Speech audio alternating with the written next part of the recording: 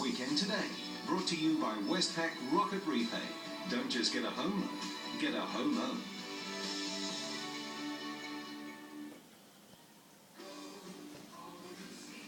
Welcome back. Well, the James Dyson Awards, you know, the man famous for inventing the vacuum cleaner, he's also famous for discovering inventions which change the way we live. And today, you're seeing it here first. The technology of the future, as the top 3 winners of the 2013 awards share their designs with us. Good morning to you, Shan Wang from the University of New South Wales, and Alfred Boyadgis from the Uni of New South Wales. You guys are in the same class, aren't you? Yeah. Something's going on in the waters at the UNSW. And Tristan Breger from Swinburne University. Good morning to you all. Good morning.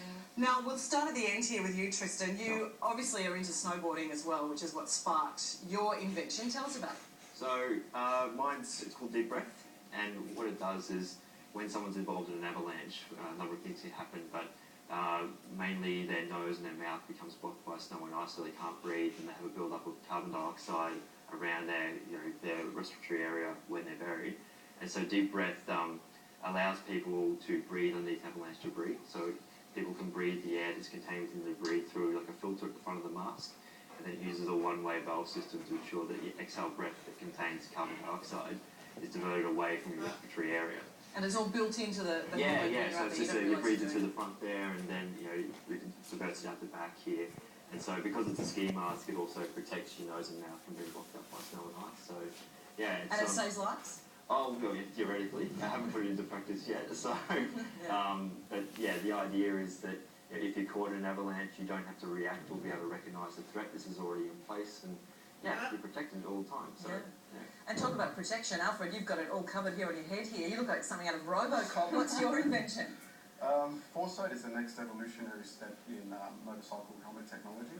It gives live feed and has an inbuilt UHF radio system. So it's designed for the police specifically? Yes, it's designed. This one is designed specifically for the police force, but the next generation of helmets for this will go into all types of emergency services. It will reduce reaction time, which means it could possibly save lives in congested CBD areas. So what does it have that their current technology doesn't? Well, this one has a heads-up display. All the electronics are all embedded into the helmet, so it's a safer piece of technology. Right now, police force is using GoPros on the side of their helmet to properly negate data back to different types of emergency services to control scenarios. And this is a more efficient way of doing so.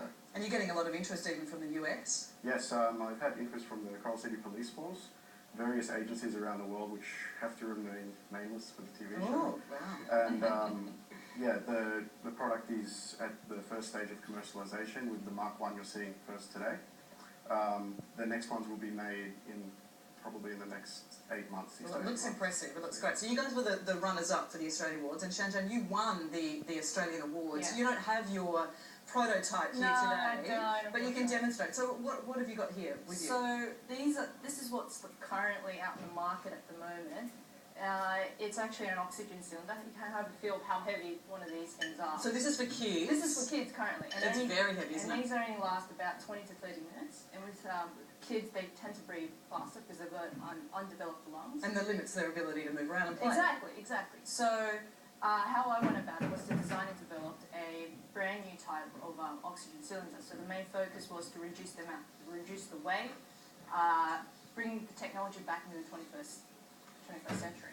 And in terms of the usability of it and affordability of it, is it sort of something that could be used on the market and available for sale? Pretty much. So, funny enough, James Dyson, after James Dyson's call, 3 days after that, I got a call from one of my commercialization advisors, and he pretty much said to me, we're very interested, we're willing to back you up, give you $500,000 to pretty much seed fund your idea. Wow. So it's gone from a conceptual idea all of a sudden to now it's become a real life which is what you want from the best inventions. Yeah. And the best inventions tend to be the simplest. And when they're looking at saving lives, which all of yours effectively are in some way or another, it's wonderful to see them actually being out there and becoming more of an idea and actually a prototype and being used. Yeah. So what's next? You've won you're the finalists and the winners of the Australian Awards. This is an international award. Yes. You compete with the rest of the world now. Yeah. And a lot of money up for grabs. Yeah. Go Australia. So the winner of the International Dyson Award wins £45,000, and the 2 runners-up is £15,000. And the universities that you're involved with get some money as well. Yeah, that's right. Yeah.